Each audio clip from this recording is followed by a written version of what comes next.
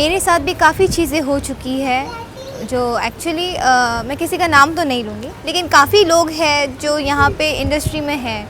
जो किसी को हटाना बहुत जानते हैं या किसी का काम कम करो या छीन लो। बट मेरा एक मानना है कि जो भी करना है, जो भी करते हैं मेहनत से करते हैं। और यहाँ तक अगर मैं पहुँची हूँ तो मैंने कोई राजनीति खेल के मैं यहाँ तक नहीं पहुँची हूँ, और भगवान करे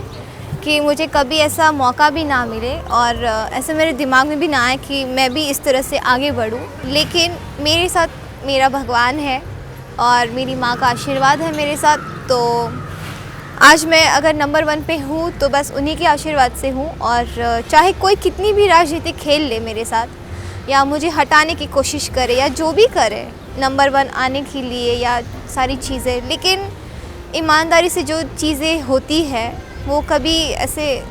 धोखेबाजी करके नहीं हो सकती, या राजनीतिक खेल के हम आगे नहीं बढ़ सकते कभी।